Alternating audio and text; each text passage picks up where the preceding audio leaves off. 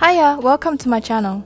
In this video, I will talk about Cells at Work Code Black, the anime version of Osmosis Jones, but also dark and a bit horny. You know, the adult stuff. I won't be focusing on analyzing the plot of Cells at Work. Instead, I want to take its conflicting message on self-care as a starting point to discuss self-care, self-help and shame. Trust me, it's not just stop pitying yourself, it's pathetic, pick yourself up. Or self-care is bad because it's commercialized and it's just the new opium of the people. Self-care is actually something with more potential. I think it's quite important to talk about this, especially when we're a year into the pandemic, and because we are constantly living in a society that gaslights us what we should and shouldn't care about. First, I'll talk about the plot of Cells at Work and why failing to care for oneself comes with shame. Then I'll talk about the politics of self-help and thinking like an entrepreneur. The third chapter is on self-care, vulnerability and resistance in Cells at Work Code Black. Lastly, I'll conclude my video with some final thoughts. Cells at Work Code Black is a spin-off story of Cells at Work. Compared to Cells at Work, it targets more mature audiences and deals with darker themes like alcoholism, caffeine addiction and STDs. The cells regularly complain about the hopelessness working in a self-destructing body, which is visualized as a poorly kept factory. When I read the manga, I got the impression that the story is trying to tell us to self-care, sometimes through shame and guilt. If you don't take care of yourself, cute platelet Chan is going to have a bitter childhood because of you! Also, compared to Osmosis Jones, the protagonists at Cells at Work Code Black have very little individual agency over the body's health. The cells are on the side of being slaughtered by invading germs and chemicals, which frequently happens in a weakened immune system. However, it also compares the body to which means exploitative employment in Japanese, and talks about how the cells get stressed out and die because of the exploitative working environment. Someone else has already done an analysis on whether Cells at Work is a critique on exploitative employment, and it isn't. Because the plot eventually betrays the critique and rewards the protagonists for working hard to sustain an exploitative system. We all know that an exploitative employer in real life is not going to suddenly agree to pay you a living wage because you've been working real hard to make them a little richer. This contradicting message on individual responsibility of self-care made me think, why does failing to take care of oneself come with shame? Chapter 1. Self-care and Shame. Historically, the ability to self-care is connected with a moral implication in the society. The French philosopher Foucault traces the notion of private self-improvement being a necessary precursor to becoming a good participant in the society back to Socrates. The Socratic care of the self is to pursue truth through practicing meditation and asceticism. Although this kind of self-care is not commonly associated with what we call self-care today, the idea that one's private practices is connected to the well-being of the wider society is very relevant to understanding why people's private practice of self-care is seen as having a moral implication in society as a whole. The idea that a self-responsible individual is the foundation of a functional society is fundamental to classic liberal economic and political theory. The libertarian ideology, popular during the Victorian era, which advocates that a healthy society is achieved by encouraging people to be individually responsible for their well-being through forming good habits, and that institutional support should be reduced, is deeply embedded in the neoliberal society we live in today. Stuart describes neoliberalism as grounded in the idea of the free, possessive individual. The neoliberal individual is supposed to be exercising their freedom, and government interference of social engineering, especially the welfare state, is seen as a threat to freedom because it intervenes with the natural mechanisms of the free market. Neoliberalism emphasizes individual responsibility and encourages privatization, deregulation, globalization, free trade, austerity, and reductions in government spending. Thus, the ability to self-care is necessary for a neoliberal individual. If someone shows the capability to take care of themselves, they are more likely to be seen as virtuous citizens that are beneficial for the society. On the contrary, when someone appears to be unable to take care for themselves, they are likely to be condemned to be harmful to the society. The narrative that certain communities are incapable of taking care of themselves has been used as justification for committing imperial atrocities and slavery. The association of the welfare-dependent poor with immorality has been a constant component of Anglo-American culture and has resulted in welfare being stripped back for people who need it to survive in many occasions. The responsibility is placed on the victims of social injustices for being unable to self-manage. Any attempt to point out the systematic cause of inequality is to play the victim. Many groups of people, for instance, people with disabilities, chronic illnesses, people of color, and people who are overweight, have to deal with this gaslighting every day. Now, because of COVID-19, the problems caused by the ableist myth of the meritocracy has become apparent to more people.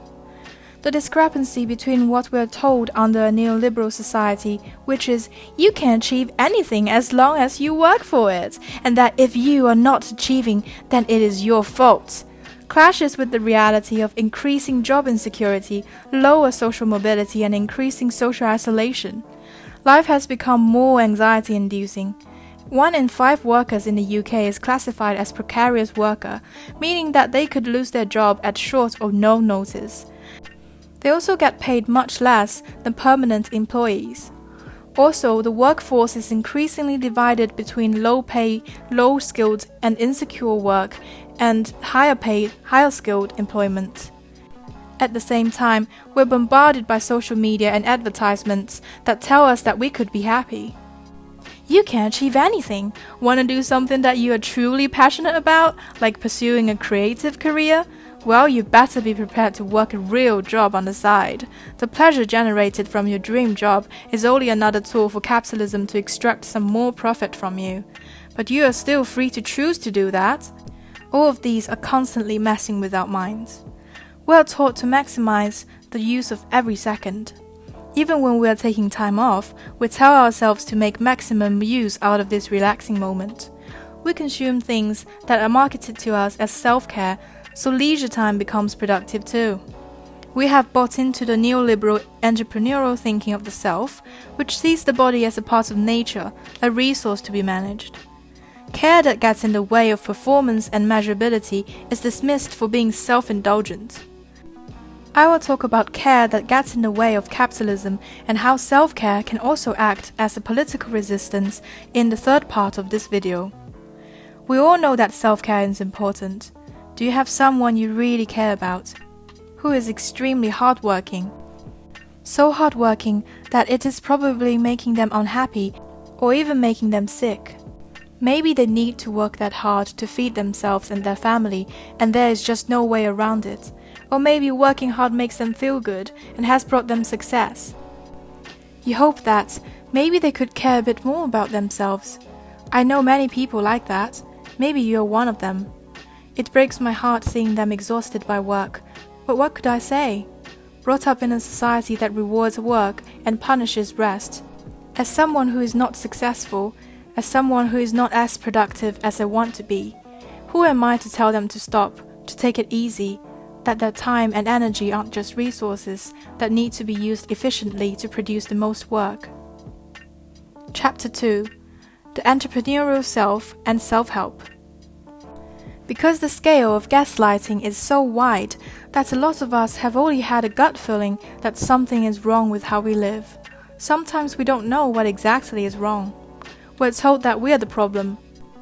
We're told that we can help ourselves, and that we are the only ones who can help ourselves. Now, if you are using any self-help material and you truly believe that it is helping you, then maybe you wouldn't want to continue watching this video. To quote Thatcher's guru, Friedrich von Hayek, "Few circumstances will do more to make a person energetic and efficient than the belief that it depends chiefly on him whether he'll reach the goals he has set for himself." I know how good it feels to believe in the affirmations you read out to yourself. And if believing in it makes you work better, I don't want to risk ruining it for you. However, if you feel like you are starting to question whether self-help really works or not, you should stay with me, because I have been through that too, and that felt like shit. I'm still on the way out of there. Now you have been warned, let's continue. あるよ。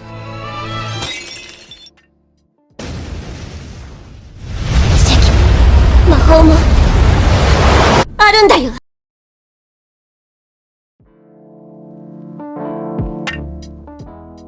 Thanks for sticking with me. If self-care is to ease the pain, then self-help is more explicitly preying on the desperate need to regain control over our lives. I am going to talk about self-help in the context of self-help material for mental health. I think a lot of the underlying assumptions for these books are the same as success management stuff. I don't think that self-help techniques are totally useless. They may be useful tools to navigate through living in capitalism. However, the ideology they send out are much more problematic. Mental health is not something that can be defined within a well-unwell dichotomy, but is rather in constant flux in relation to various forces. It has been suggested that if we could describe mental health as an assemblage and avoid seeing it as belonging to or produced by someone, it could be quite liberating. Mental illness should not be defining someone's identity as much or be framed as their own problem to manage, which might enable a less toxic relationship between individuals and their experience of mental health. However, free market capitalism is internalized in our everyday lives, shaping our understanding of health, pathology, and self-identity. In the current biomedical model, mental illness is seen as something that happens when an individual fails to adapt to the environment, and therefore is an individual responsibility that is resolved in the realm of neurobiology. Although this approach frames mental health as something like a natural phenomenon, it does not remove the sense of personal responsibility over quote-unquote fixing the problem. I read this interesting article on cognitive behavioral therapy and individual agency, which might give some insight. Cognitive behavioral therapy, or CBT, is founded on the basis that, although emotion is spontaneous and is a morally neutral biological phenomenon, the action that emotions result in has a moral consequence in the society and should be regulated through practice. This understanding can be traced back to the Victorian era. Victorian psychiatrists could not find biological evidence under their microscopes to explain how types of quote-unquote emotional insanity that do not compromise the intellect of the patient could happen or could be cured. Lacking evidence, they borrowed the concepts of reflex action from experimental physiology, Pavlov's dog and stuff. Most scientists agreed that reflex is only limited to the muscle activities and do not involve consciousness or the free will. However, this makes the idea that there is a psychological reflex that works like the muscle reflex problematic, because this explanation implied that the patient does not have free will or personal agency over their mental activity. The prominent Victorian psychiatrist Henry Maudsley could not morally accept that men's actions could not be controlled by free will. To resolve this contradiction, Maudsley borrowed the idea of habit, arguing that, although one cannot control their mental activities directly through free will, one should be able to shape their physiological reaction through habitual training. Through habitual training, not only actions, but also ideas, emotions, and general character could be developed. Thus, this understanding reinforces individuals' moral responsibility over their mental activity. This view of individual agency over one's well-being is also portrayed in the Victorian bestseller written by Samuel Smiles, Selfhelp. Published in 1895, Selfhelp is more explicit with its libertarian ideology, arguing that poverty is caused by bad habits and that through practicing the emotional reflex, not only good habits but also happiness can be achieved effortlessly.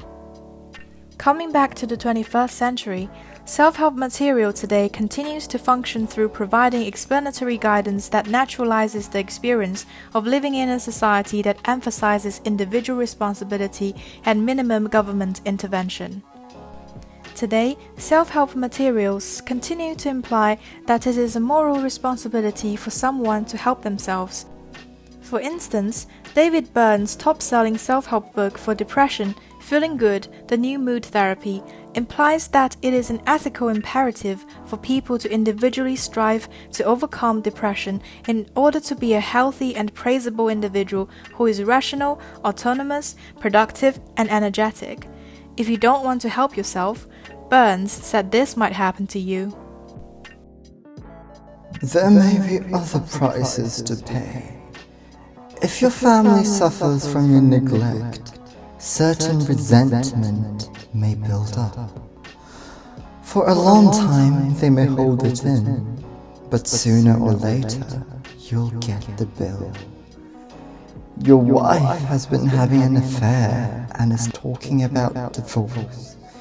Your 14-year-old son has been arrested for burglary. When you try to talk to him, he snubs you.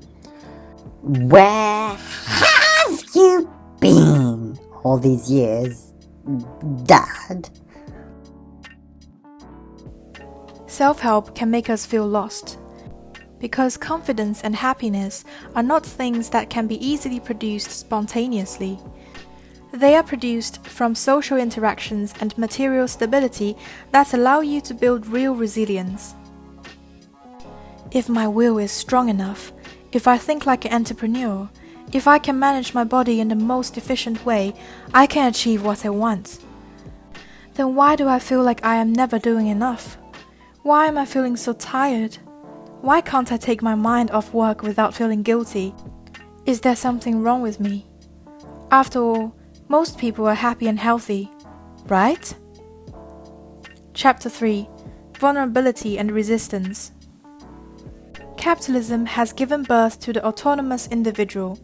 Just like capitalism, the autonomous individuals are totally not flawed in their nature.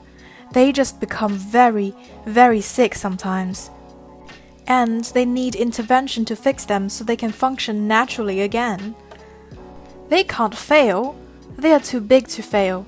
They won't fail. Until the next time, they become very, very sick again. We live in the myth that a healthy, self-contained state of being is not only the norm of individual existence, but also how most people in a society experience life. After all, if most people are happy and healthy, then it is our own problem if I am unhappy or unhealthy. Neoliberalism gaslights us that the problem lies not in the socio-economic structures, but inside individuals. Through promoting the belief in individual agency, neoliberalism is able to appropriate self-care as its tool to locate responsibility for failure and unhappiness in individuals. How can we use self-care to fight the system? In fact, self-care was popularized by people of color and queer communities in the 70s and 80s as a part of political resistance. Before the pandemic, people with disabilities and chronic illnesses have been building supportive communities to care for each other. Many things sold as self-care and self-help are useful tools when put into the right context. I would like to argue that, to recontextualize self-care, we need to see the world through the lens of Judith Butler's theory on vulnerability and resistance. Self-care without the acknowledgement of vulnerability is against care and healing because it is based on the illusion that we can and should be responsible of ourselves. The ethics of vulnerability argues that all of us are vulnerable and interdependent. We are interconnected with humans, animals, and the technical world. We depend on material conditions in order to exercise our freedom. Dependency is not only referring to caregivers, but also the wider infrastructures, discourses, and institutional power. When someone appears to be independent, it is because they are entitled to infrastructures that support this freedom. When Boris Johnson got COVID because he shook too many hands, his vulnerability was well supported by a system that immediately put him into the ICU. Most people can't do that. Most people are taught to self-care in isolation, and they lose their income and can't pay rent. Privus, meaning individual or belonging to an individual, is the shared Latin root for privilege and private. One's privilege is manifested in the extent that they are able to be living as an autonomous individual. Of course, people with privilege can suffer too. However, more support is available for them to reduce the cost of their vulnerability. To quote Sarah Ahmed, "When support is a question of access, you have a support system." In the UK, care is understood in terms of costs.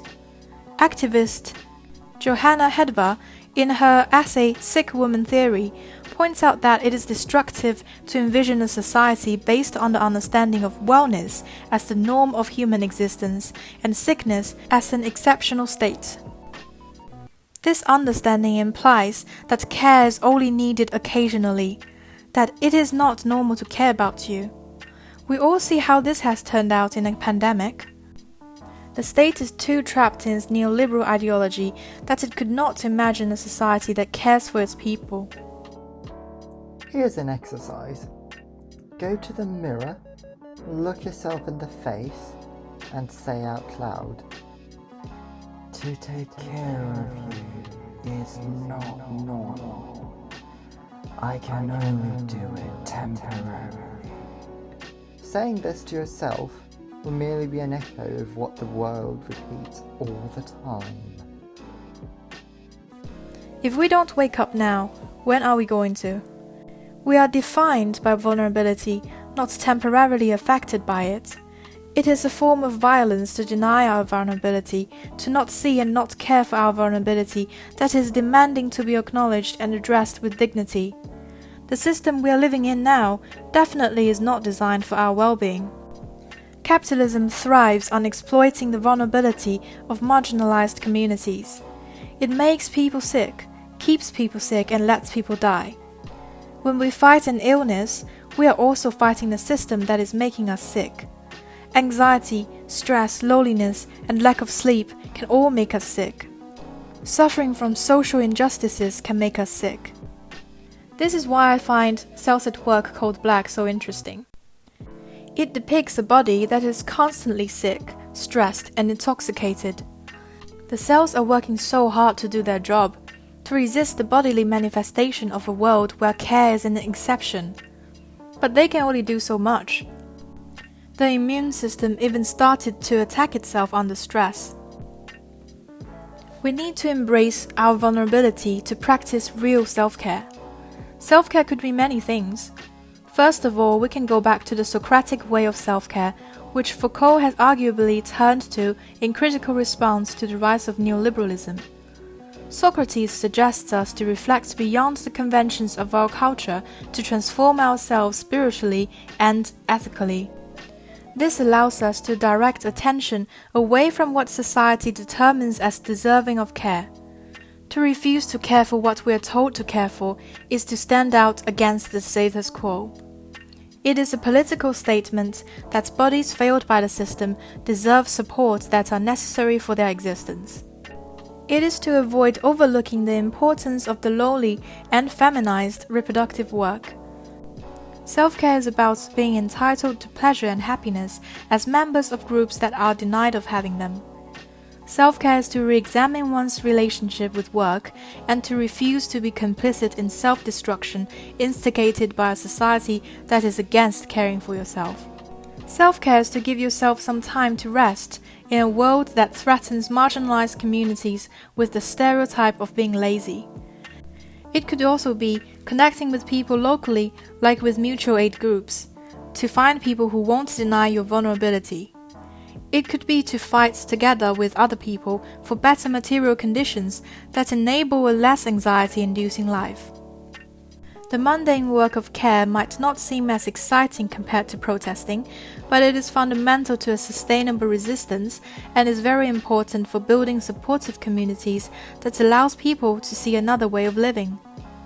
Also, you don't have to suffer with everyone who have suffered from injustices to be able to fight with them. It is okay to have boundaries, but still value people's struggles. We need to fight together to reshape the world around the fact that we are all interdependent and that we all deserve care. It is not easy. Things we have been taught throughout our whole lives cannot be unlearned in a day.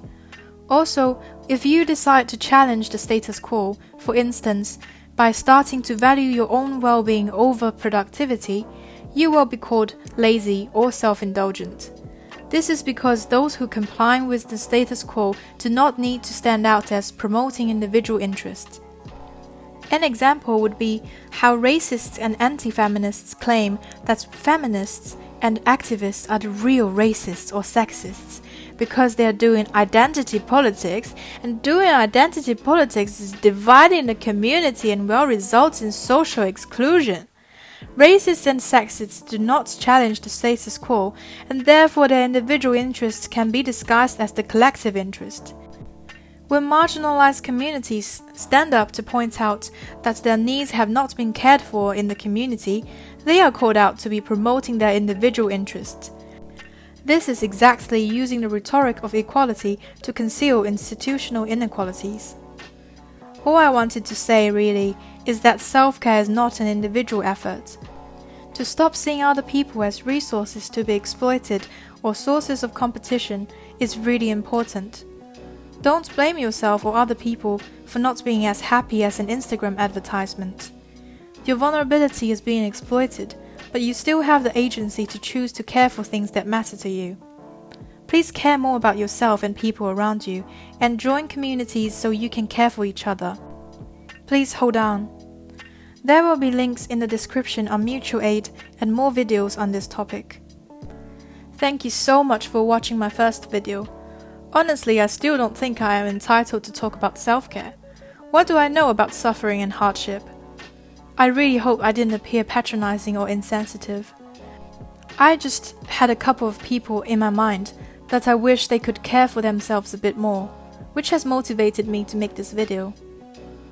My next video is probably going to be on the obsession of the Chinese middle class over European and American style-inspired aesthetic. I will probably talk about Orientalism as well. So subscribe if you want to see that, and see you soon. Special thanks to Lapsung for the amazing sound design. You can find his SoundCloud in the description. And thank you, Jack, for the amazing voice acting.